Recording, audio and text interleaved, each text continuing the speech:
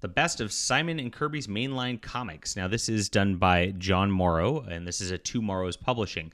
They do a lot of like history books, and then they've done a couple different Kirby books of some of the stuff that's been out of print and kind of hard to find.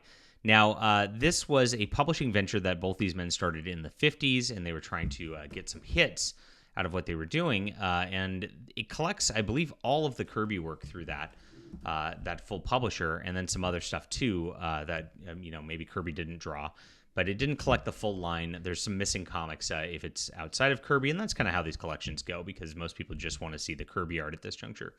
This first one is actually a kid like sort of in Western times, and he's kind of a superhero Robin Hood type. And this actually makes up about half the book. And there's several different stories of that, which is a pretty neat thing. He calls himself Bullseye, which is not to be confused with Daredevil's Bullseye.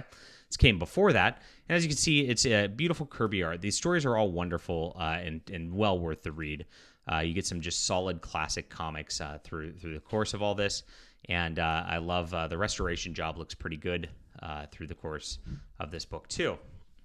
Now, once you get into about half this book, it changes and you get some Kirby war stories. Now, Kirby's really known for his war stories, and Foxhole does a really good job on that as well. So there's not a ton in there before it goes into Kirby romance. Now, Jack Kirby really pioneered the romance genre, and this one's kind of neat. This had a whole like graphic novel-sized storyline in this about this gal who falls in love with this like pitcher for a baseball team, and then he gets embroiled with like her because her father owns the team, and people think that he's not working hard, and it ends up making his performance kind of bad on the field. And he ends up quitting to try to like capture his spark on this and figure things out again. Now, there's a couple other shorter romance stories in this as well, which are a lot of fun, and I think these are probably the best in the volume. So if you've not read any of these historical romance books, and this one's about a comic book artist, and this is excellent too, by the way, who's kind of getting some help from a gal to like sell his strips, and she's kind of his muse through that. Then we get into Police Trap, which is some crime procedural stuff. So you get a little smattering of that through different things. The Debt is a really interesting, poignant one, where it's a police officer who's like somebody saves his son's life. It turns out that it's the criminal.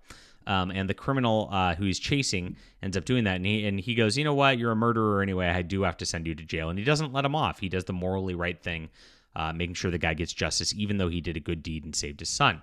And so a lot of fun stuff through there. And like I said, Bullseye makes up about half the book. And so it's a wacky, zany Western, as you can see through the cover.